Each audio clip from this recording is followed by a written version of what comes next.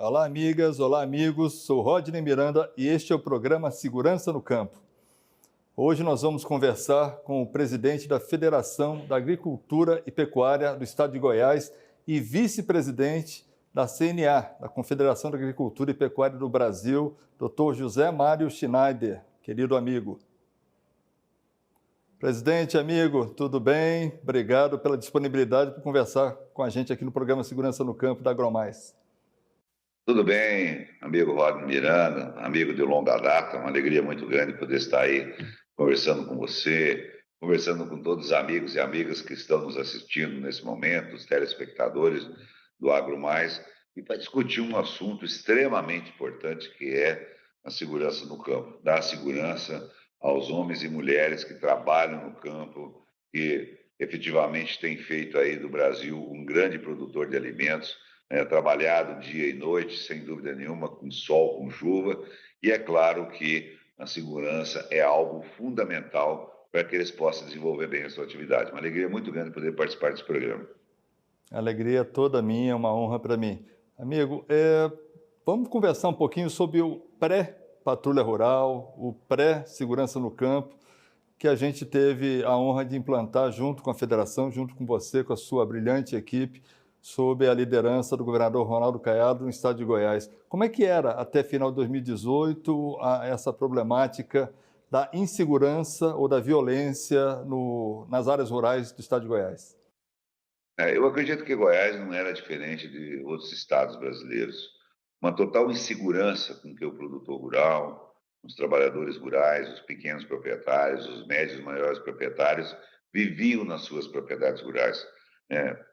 Roubos, assaltos, defensivos agrícolas e fertilizantes, abigeato, roubo de gado, crimes as mais horríveis que aconteciam no meio rural. Chegou ao ponto que o trabalhador, o produtor rural goiano, por que não dizer brasileiro, mas eu me refiro ao estado de Goiás, quando anoitecia ele já dava aquele medo nele, aquele tremor nele, vontade de largar ali a sua propriedade rural e ir para a cidade para se ali socorrer, né, ou se proteger de assalto. Imagine bem um pai, uma mãe de família ali totalmente desprotegido no campo, sob ali a ação dos meliantes, sob a ação dos criminosos, dos bandidos e das quadrilhas especializadas nesse tipo de furto. Então foi nesse momento que foi criado aí o batalhão, a patrulha rural, né, foi o meio diria porque foi aqui no estado de Goiás, né, em Catalão, Morrinhos, onde começou-se esse embrião da patrulha rural, né, com o georreferenciamento das propriedades, com soldados especializados nesse combate ao crime rural. Então foi muito interessante o início desse trabalho todo, né, onde todas as propriedades eram georreferenciadas. Isso quer dizer o quê? Queria tomar o georreferenciamento, foram cadastrados as propriedades, né? Os imóveis foram todos cadastrados, ali as máquinas, os equipamentos, os semoventes foram todos cadastrados dentro de um cadastro e essa propriedade ela recebia uma placa com um número. Então, portanto, se houvesse qualquer movimentação estranha ou algo estranho, o proprietário ou alguém que estava ali na propriedade apenas dizia, olha, está acontecendo um furto, está acontecendo uma evasão, está acontecendo um problema aqui na propriedade número tal, no município tal. Aí a patrulha rural, já naquele momento, ela já ia naquela direção, né, fazendo com que de pronto pudesse ali fazer com que evitasse certo tipo de criminalidade.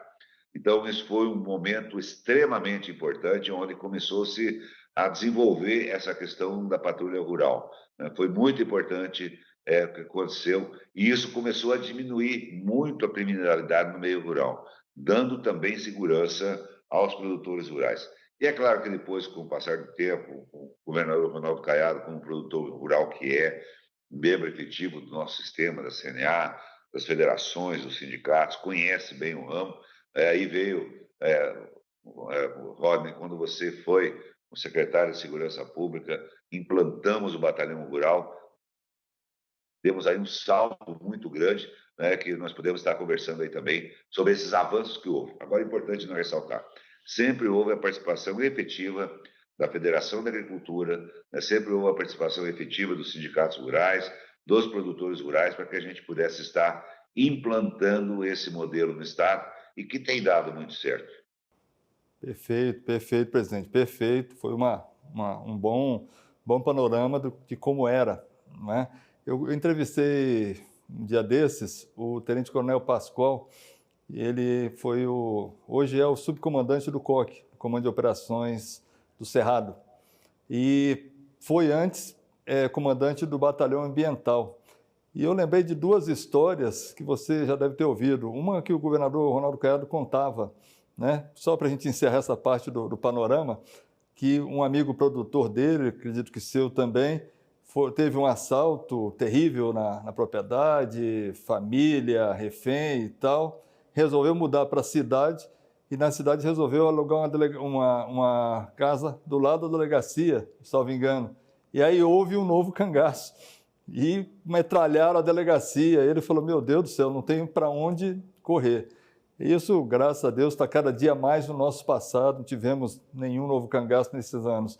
E uma outra que eu lembrei com o Coronel Pascoal foi a primeira vez que eu fui visitar a FAEG e pedir ajuda, né? E eu não me lembro, mas um produtor me puxou pelo braço, presidente, e me chamou no canto e falou assim, olha, se vocês forem montar patrulha rural com aquele uniforme da ambiental, pode esquecer que acabou o projeto, porque eles eram vistos, entre aspas, como inimigos do produtor rural.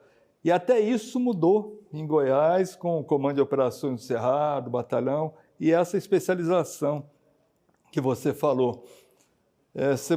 E, lógico, né, a gente tem que reconhecer e dar valor a quem deu valor. Você, sua equipe aí da FAEG, hoje eu faço parte também na presidência do sindicato, a gente tenta ajudar ao máximo e vocês foram fundamentais, inclusive, para que a gente pudesse montar o primeiro comando integrado, um centro integrado de comando e controle só para atender as áreas rurais. Não é isso, presidente? Com certeza, secretário Wagner, e também presidente do Sindicato Rural. Foi algo que foi evoluindo, né, e evoluiu muito rápido.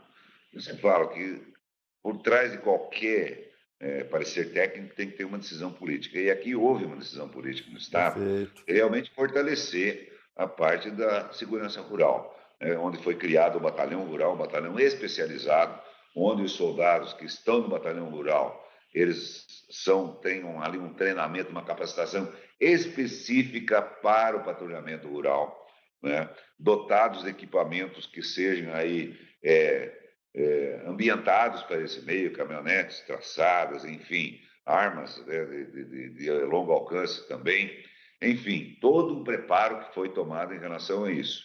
E culminou também com a junção com o COC, que é o Comando de Operação do Cerrado. E você tem muita razão quando fala que se fosse ter o mesmo uniforme que o Batalhão Ambiental, que nós tivemos problemas sérios aqui com o Batalhão Ambiental, todo mundo sabe disso, isso não é segredo para ninguém, né, onde o Batalhão Ambiental muitas vezes chegava para ameaçar, para multar, até mesmo muitas vezes para extorquir, né? Graças a Deus isso acabou. Então, quando houve essa junção com o COC, ainda sob a sua coordenação da Secretaria, Comando de Operação do Cerrado, ele ficou o maior batalhão do Estado, sendo Batalhão Rural, Batalhão Ambiental e também o CODE, que é o Comando de Operação de Divisa, que é aí o grande combatente do narcotráfico. Então, a junção desses três, dado, é claro, a autonomia de cada um, né? Do rural, do ambiental e do CODE.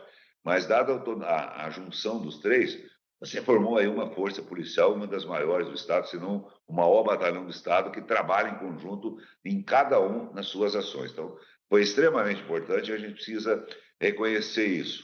Reconhecer quando ali foi inaugurado, né, esse comando de controle que foi instalado ali na leste-oeste, né, diga-se de passagem, o Fundepec, que é o Fundo de Defesa da Agropecuária, contribuiu para a reforma daquele prédio, como esse comando de integração aí de controle foi extremamente importante, né? Então, tudo isso foi ao longo do tempo somando e hoje, graças a Deus, a criminalidade no meio rural diminuiu muito no estado de Goiás. Eu diria que passa aí dos 80%.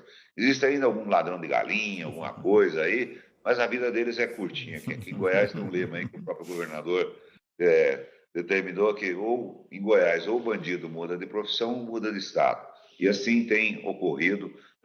Hoje o produtor rural está muito tranquilo. É claro que isso não nos isenta e não nos deixa também isentos de que quadrilhas oriundas de outros estados possam estar aqui tentando as suas peripécias, mas ele tem sido muito bem combatido.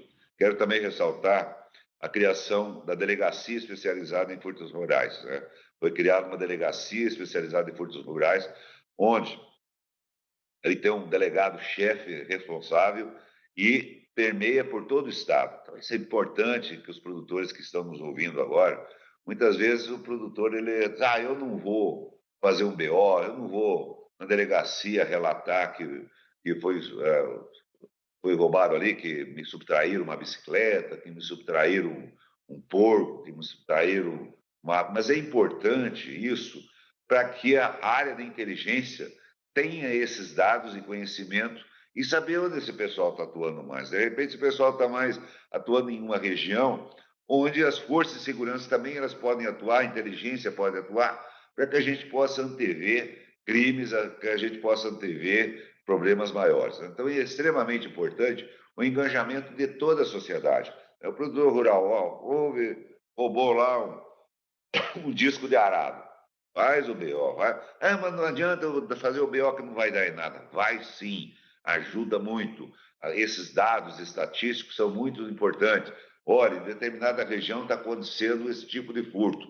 Estão roubando gado lá, abatendo no pasto, tirando só a parte traseira, deixando o resto da buchada lá. Então, você vai espremendo a bandidagem, você vai espremendo eles ali de forma que as nossas forças de segurança possam atuar. Aqui em Goiás, realmente, a gente tem que estar sempre aqui, é claro, parabenizando a todos, a união de todos os produtores, os sindicatos, a federação, as forças de segurança, a Secretaria de Segurança Pública, o Batalhão Rural, o COC, também a Delegacia Especializada em Forças Rurais, e, é claro, também o governador Ronaldo Caiado, que sempre foi muito sensível a toda essa situação. Perfeito, presidente, perfeito. Eu vou chamar um intervalo bem rapidinho, presidente. Depois, como a gente está falando para o Brasil todo, né, vamos falar um pouquinho sobre conflitos agrários, sobre legislação, enfim. Vamos esticar um pouquinho essa nossa conversa para um outro problema que também aflige muito nós produtores. Pode ser? Tranquilo, vamos lá, vamos para o intervalo. O Segurança no Campo volta daqui a pouquinho.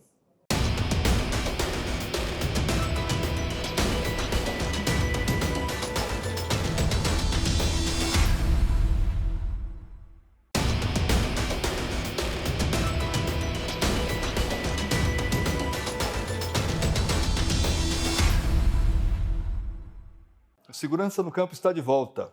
Hoje nós estamos conversando com o vice-presidente da CNA e presidente da Federação de Agricultura e Pecuária do Estado de Goiás, Dr. José Mário Schneider.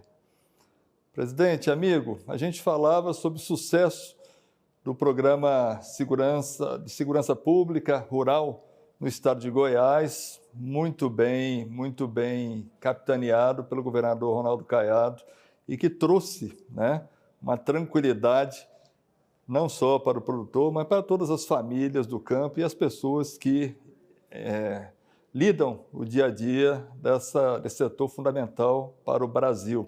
Tá? Assim, só para esticar um pouquinho mais esse assunto, hoje nós já eu tenho conversado com policiais, com produtores do Brasil todo aqui no nosso programa, e hoje já somos referências para mais de 10 estados no Brasil, quer dizer, já levaram o nosso modelo, logicamente com as adaptações e as melhorias devidas.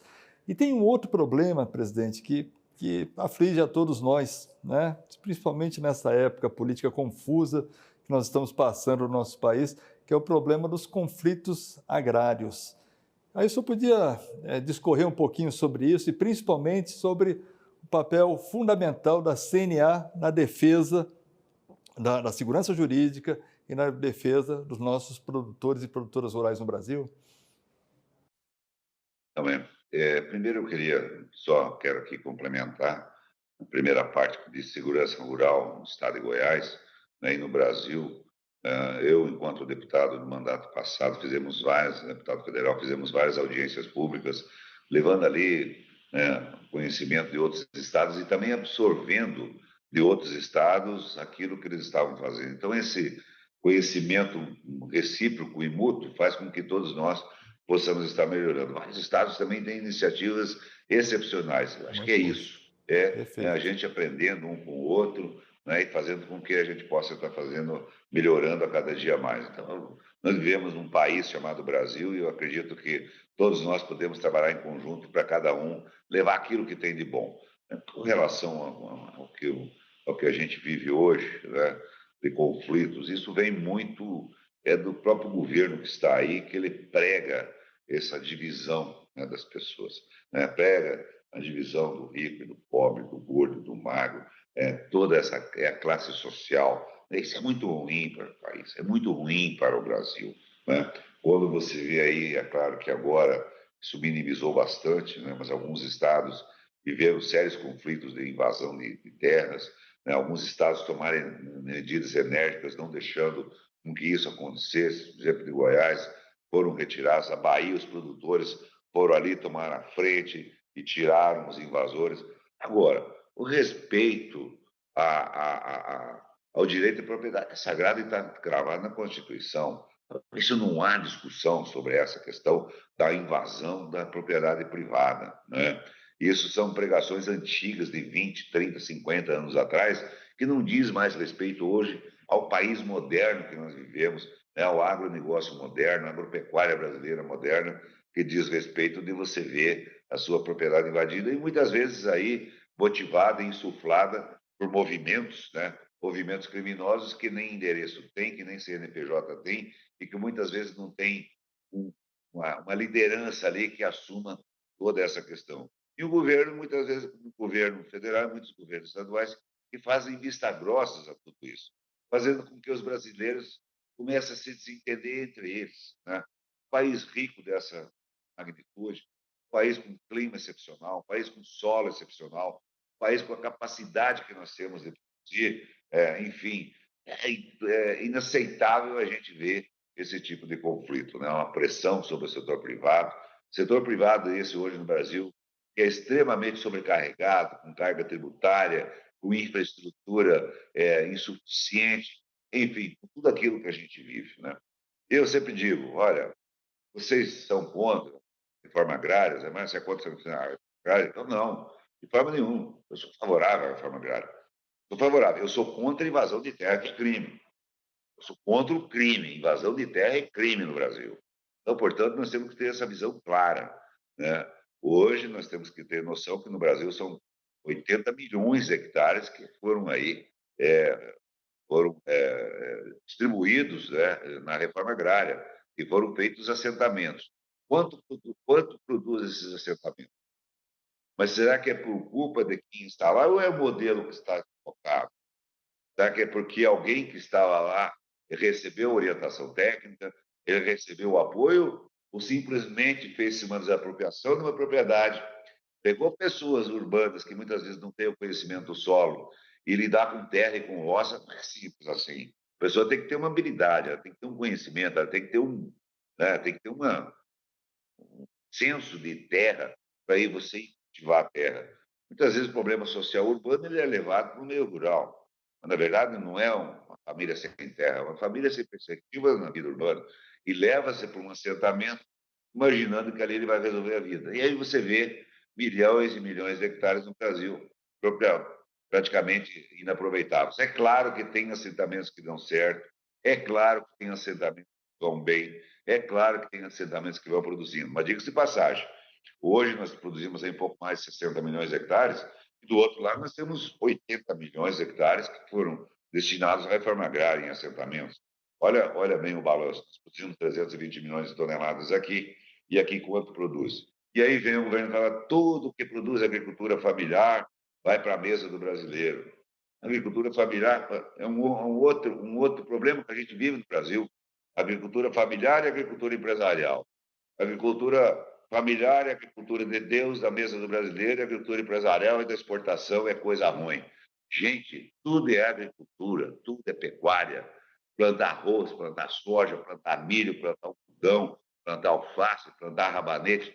Cada um tem a sua atividade, né? Criar gado de corte, criar gado de leite, criar ovelha, criar cabrito. Tudo é atividade agropastoril, tudo é agropecuária. Só que nós estamos divididos em grandes produtores, médios produtores, pequenos produtores. A Constituição é muito clara. Aquela propriedade que não cumprir a sua função econômica e social, ela está destinada à reforma agrária. Então, existe essa prerrogativa. E outra coisa, então, há necessidade de assentamentos, há necessidade da reforma agrária? Sim. Cadê o orçamento para adquirir as terras? Então, são todas essas questões que têm que ser ditas de forma muito clara. Há um equívoco muito grande no Brasil. Prega-se uma narrativa de que alguém é contra alguém, e não existe isso. Todos nós somos irmãos brasileiros, como na questão indígena. Como na questão indígena, nós vemos aí vários conflitos indígenas acontecendo no Brasil, como se os produtores rurais fossem contra os indígenas. É claro que não. É claro que não são irmãos indígenas brasileiros, são irmãos brasileiros nossos. Agora, tem uns que estão vindo do Paraguai maquiados de indígena. Aí também não dá certo, né? Aí também é inaceitável. Agora, é inaceitável você ver famílias que estão há 100, 150 anos produzindo, né? Ali trabalhando, defendendo o seu ganho-pão, defendendo a dignidade da sua família, e de repente chega alguém e fala assim, não, isso aqui é terra indígena, você vai ser jogado para fora. Não é assim que a gente faz um país crescer. Não é dessa forma. Então, portanto, é uma responsabilidade, deve ser uma responsabilidade, tem que ser responsabilizado, né, todos os órgãos competentes para que isso possa convergir numa solução, convergir numa solução. Agora, enquanto nós tivermos um governo que tenta todos os dias dividir o país, sem dúvida nenhuma, nós não vamos chegar a lugar nenhum. Eu acho que nós temos que pensar seriamente nisso, de unir os 220 milhões de brasileiros. Vamos pegar exemplo do governo anterior, distribuiu aí quase 400 mil títulos de terra, quase 400 mil títulos de pessoas que estavam lá há 20, 30 anos assentados e não tinha seu documento da terra. O que é uma pessoa assentada sem documento? Isso é a mesma coisa que uma pessoa sem identidade. Agora, ela, com o documento definitivo do solo, ela vai no banco, ela pega o financiamento, ela tira um licenciamento ambiental, ela tem ali, pode adquirir, financiar sua casa, seu poço, né, ter a sua energia elétrica. É isso que dá dignidade. O governo anterior fez. Esse governo, quantos títulos definitivos deu? Então, são essas questões que a sociedade toda precisa saber, essas questões todas que nós não temos que ter dificuldade nenhuma em estar falando e conversando e dialogando com a sociedade brasileira. Perfeito, presidente, perfeito. Assim, fiz questão de deixar o senhor bem à vontade, porque o senhor está dando uma verdadeira aula do momento político e do momento do agro brasileiro. Só vou enfatizar uns 2 ou 3 pontos, muito rápido. Primeiro, a posição da boa parte dos governadores e das equipes de governo de muita firmeza no cumprimento da lei. Né? Então, assim, o que o senhor falou, invasão é crime, esbulho é crime. Então, é polícia, é Ministério Público, é Justiça que tem que agir, estão sendo acionados, estão dando resposta. Segundo, essa questão dos assentamentos, eu fiz uma pesquisa rápida lá na região lá do meu sindicato e cerca de 80% a 90% dos assentados daquela época lá atrás já não são mais os mesmos, já venderam as propriedades, é isso que você falou. A maioria não tem nem relação com o campo, são massa de manobras. Infelizmente, boa parte deles pobres, que acabam indo para tentar ter uma expectativa, são usados por pessoas que não querem o bem do país, muito menos do agro. Terceiro, a questão da insegurança jurídica, você falou muito bem da questão do índio, não é? Dos índios. Né? Eu conversei aqui com o Marcelo Bertoni, conversei com o secretário de Segurança do Mato Grosso do Sul, eles falaram essa importação de indígenas do Paraguai, um absurdo, mas esse absurdo só está aí por conta dessa eterna discussão do marco temporal, né, presidente? Quer dizer, o Congresso, a Constituição apontou O Supremo derrubou, o Congresso reiterou e o Supremo está discutindo de novo.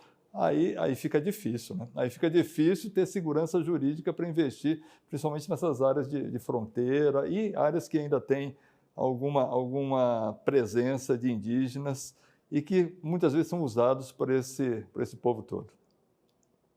É importante ressaltar isso, né? O marco temporal foi julgado lá atrás pelo Supremo Tribunal Federal. E o mesmo Supremo Tribunal Federal agora fala, não, agora já não tá mais, não é mais de acordo, já vamos começar um novo julgamento. Ora, gente, essa questão toda é com a questão de quem paga a conta, não é verdade? Então, essa que é a grande discussão. Pode se discutir qualquer coisa, agora quem paga a conta. Agora o que não pode é o governador, o produtor ser expoliado, o governador ou o produtor rural ser ali expulso de suas terras, como a gente vê acontecer. Então, isso é inaceitável. Uma outra questão em relação aos assentamentos, que é importante nós ressaltarmos, existe pesquisa nisso, né? Nós temos pesquisas internas. Quem está lá dando apoio ao assentado, né? Que o assentado, na verdade, para nós, do sistema, quando ele é assentado, ele é um produtor rural. Quem está lá dando assistência a ele, quem está levando capacitação, quem está levando ele, é o Senar. 80% deles que recebem assistência é através do Senar, Serviço Nacional de Formação Rural.